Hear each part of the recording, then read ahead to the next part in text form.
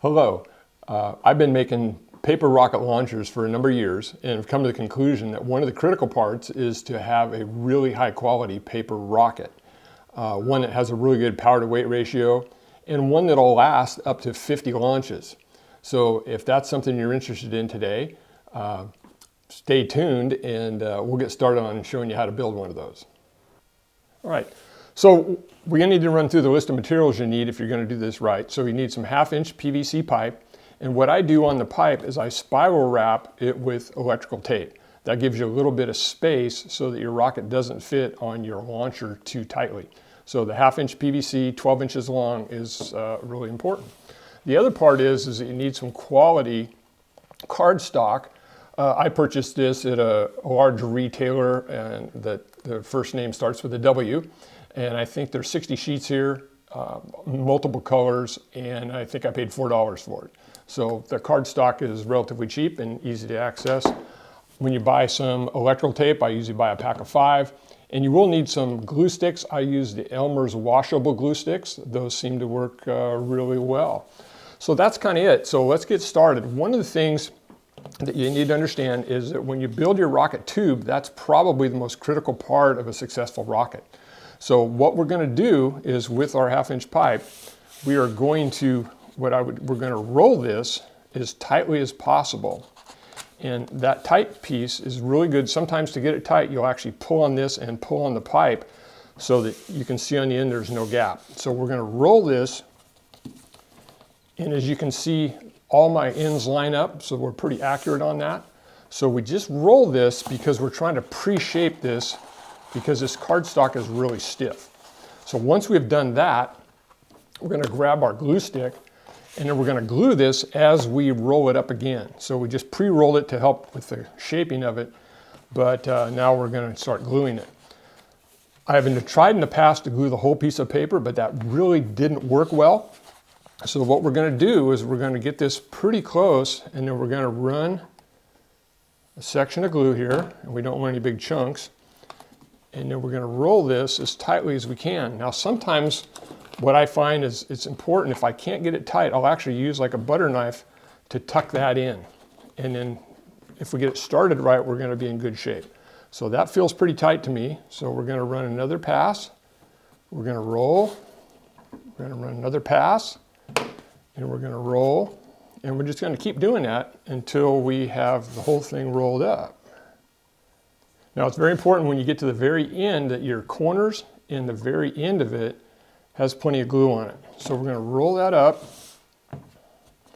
and we're going to hold it down right where the seam is, and we're going to kind of roll that back and forth to make sure that's tight. And we'll hold that down for a minute as the glue tries to get a good bond, which is obviously it's a glue stick, so it dries pretty quickly. So we'll roll this back up, and you can see that this is still trying to stick a little bit. So we'll just use our fingers to tie that down. And we're going to work that a little bit. It'll take a minute or so before that really wants to get tight. And then if you want, we can kind of roll that a few more times to help bring that in. And you can see already that that's getting tight. We haven't had to tape it or anything else. So we'll just kind of keep doing that for a minute until it gets really tight. So that's important because what we've done is we've made a cardstock tube that's basically becomes all one piece is what has happened with that. So once we're done with that, we'll turn this upside down. And I want to emphasize that when we're making these paper rockets, leave them in the 1/2-inch PVC. That way that they stay the correct shape, they don't warp or anything else. So that's why it's good to have some extra pieces of PVC so that you can keep that exactly the right thing. So if we look at that, you can see that that thing is getting bonded pretty well, and we'll let it bond like that. So our next step is, I already forgot, we need some packing tape, and we're going to take off some packing tape with the sticky side up. And we're going to tear this off a couple pieces here. Once we have this, remember we're keeping our pipe inside here. Now we're going to run this up to this flat to the end of the pipe, and then where this is, we're going to put our seam right in the middle of that tape. So we're going to push that down just like that so that the tape is lined up with the end, And we're going to bring that like that, so that actually is resealing that part, and you can rock this back and forth, and then you can bring that tape up on here, like so, and that gives us a really good seal. Now obviously we have some extra tape here, which I wasn't really concerned about. You can use any length you want. And we will cut off our extra,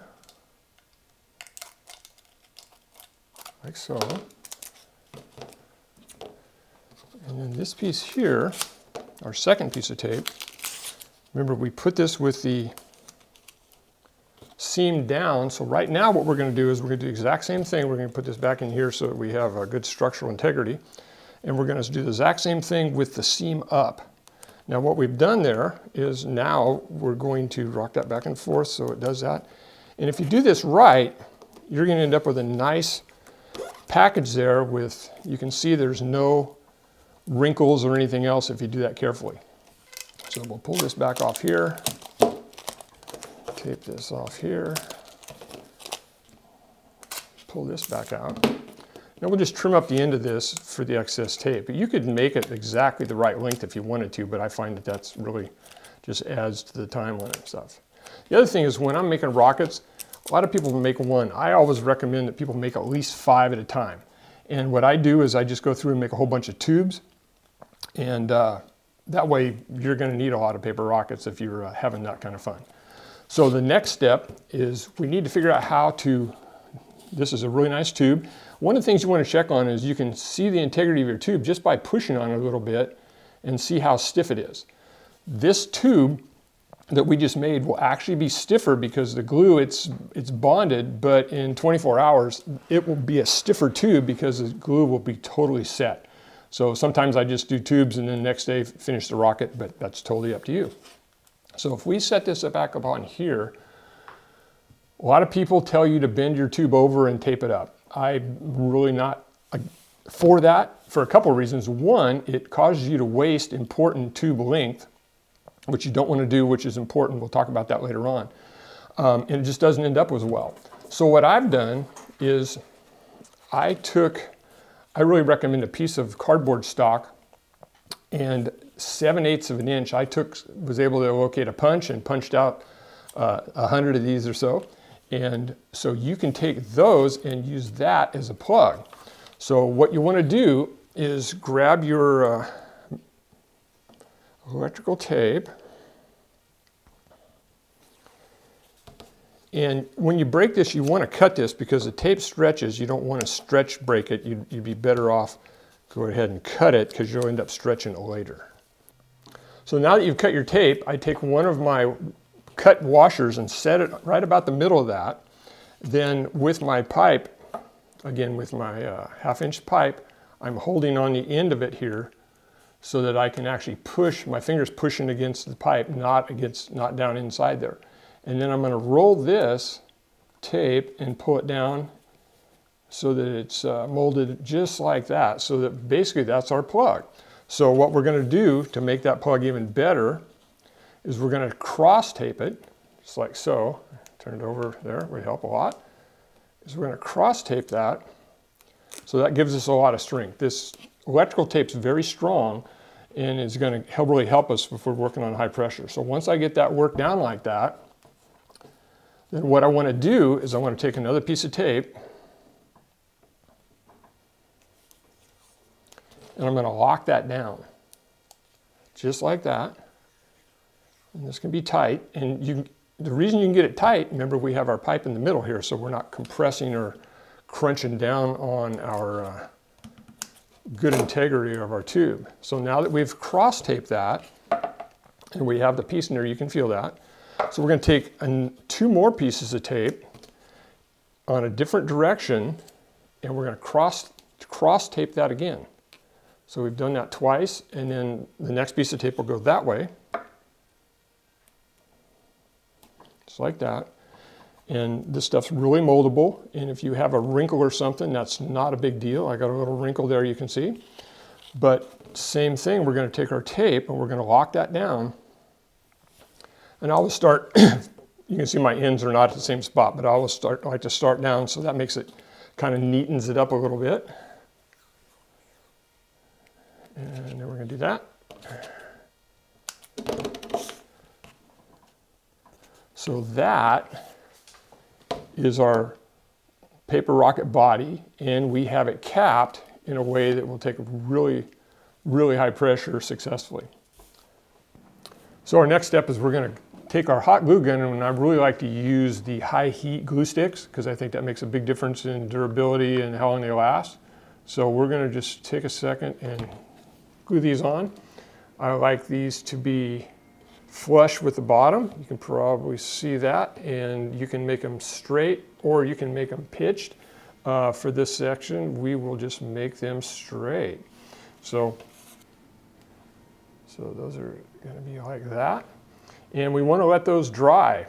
They're going to take, the hot glue gun works pretty good, but they still take a few minutes, and you don't want to disturb them until you get them all squared away. So this one's still going to dry, but I have one next to me that's already dried. I'm going to show you the next step on that. So really on these, once they're dry, they're pretty durable in a relative sense, but really what I would call the secret sauce to my fin plan is I'm going to show you that right now. So these are all glued on, but we're going to add some more glue here, quite a bit, right down here. And then we're going to take a pin like this and we're going to drag it right through there and wipe off the extra.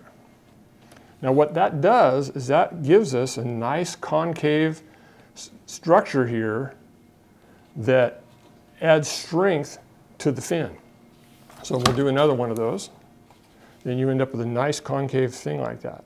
So if that's done and done correctly, we'll do both sides, of course, on all 3 fins. So what that'll do is that will make your fins so strong that once they're totally dry, and I'll leave that one alone, but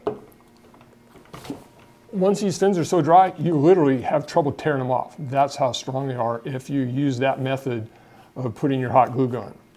So that's going to take care of everything I know about putting fins on, but using the high heat glue and going ahead and wiping that with something that has a radius on it similar to a Sharpie marker or something like that is going to make a big difference in your fins and your durability. So now that you have a really high quality paper rocket that will take a lot of pressure, one of the concepts you have is when the rocket comes down from really high altitude, they tend to destroy themselves. The ones that have the cones on them are actually the worst. So I have a secret sauce plan to solve that, and it will make your rockets last probably at least 50 launches. So this is a concept, or this is a product called foam backer rod. This is used in construction for a whole bunch of different things, and it's about 30 cents a foot. I like to cut mine, it cuts well with scissors, about an 1 3/8 inches. Try to cut it fairly straight. And you want to add that to the end of your rocket. So if we hold that on there like so, and we take a piece of the black electrical tape, and we're going to kind of half wrap that, just half foam, half rocket, and bring that around. And we don't want that super tight, but we want to bring it all the way around so that it can contact on there, and then you can kind of push that. And then you can kind of shape this however you want. And then I would take a second piece. Now you don't need to have these super tight, and I've already violated one of my rules because we should have been doing this all the time when we have our PVC on there. So I'm going to take a second piece of tape, again about 4 inches, and just go ahead and secure that. Now this doesn't have to be, again, super tight, but one of the concepts is that now this piece is replaceable. So that if something happens to this, we can just pull 2 pieces of tape, cut another one, and put it on. So you can shape this so that it ends up being very symmetrical. It doesn't have to be exact, but do that. And then the other part, if you want, I like them when they're flat because they tend to bounce better. But if you want, you can always go around here and trim this off and make this a little more aerodynamic and make it look a little better. So it's more rounded. So you can see that. So what that looks like right there. So basically that's your rocket. We've talked about how to make a really quality body. We've talked about how to cap it with cardboard plugs. We've talked about how to make fins that last a long time and are aerodynamic. I like 3 fins because I think that adds stability. And we've also added the backer rod foam, which is going to make us have rockets that last a very long time. So one of the things I wanted to talk to you about is today we've made a paper rocket that's 8.5 inches long. The tube itself is 8.5 inches long. And some might ask, why don't we use the paper long ways? Well, you can actually make an 11-inch paper rocket, but there are pros and cons to that. So one of the concepts that you understand is that when we wrap this 8.5, we actually have 4 complete wraps of the cardstock. When we go to the lengthwise, we end up with about 3 wraps of cardstock, and that actually makes the rocket slightly less strong, and when we add the extra length and flexibility to it, that's not as desirable. So the solution to that is if you want to make longer paper rockets and play around with that, what you can do is that we wrap just like we did. Once you get that tight and all squared away like this before you put any tape on it, then go ahead and wrap it again with cardstock. Again, it's important that you pre-wrap your cardstock before you glue it, but then you can glue on your tube and then you put your pipe back in it, and then you just continue. So we basically end up with 6 wraps of this. And I recommend when you do that, do it with a different color tape. For example, this one I did in red the first time and yellow on the outside. So that way I can look at them really quickly and go, yeah, this is a double. This is really a high pressure rocket. So the other thing that I'll do when I make my double wrap is I will actually add another cross, take the electrical tape and I'll add another cross. So instead of 2 crosses, we'll do 3. But if you do that, then you're going to have a rocket again, and it'll be high pressure. We'll say that. It'll exceed 125 PSI. Everything will be the same. The other thing though, because they're a little more difficult, you actually get better results out of them. This is approximately 29% longer than the 8.5. And what happens is that by making it longer, you have the air is pushing on it longer, so you have a longer distance, longer duration. So if we shot both these rockets at the exact same pressure, everything given equal, the longer rocket will actually go 29% further or higher. So I started off with these. These are very, very nice, easy to build, go very high. But if you're looking for ultimate height, then you probably want to jump up to the 11-inch and double wrap the tube. So anyway, thank you for watching my paper rocket build. I hope it's a real benefit to you guys, and you get to make some excessively high paper rockets. But to do that, you really need a good paper rocket launcher. And in my next video, I'm going to show you how to make this handheld high-pressure paper rocket launcher that's actually designed to be filled with a tire pump so kids can do it in the park. But the other part is it's because of the way the valve's designed, at 60 PSI, you'll get at least 300 feet straight up out of this paper rocket launcher. So anyway, you can look forward to that. We'll be putting that up on video at a later date. But you guys have fun and be safe.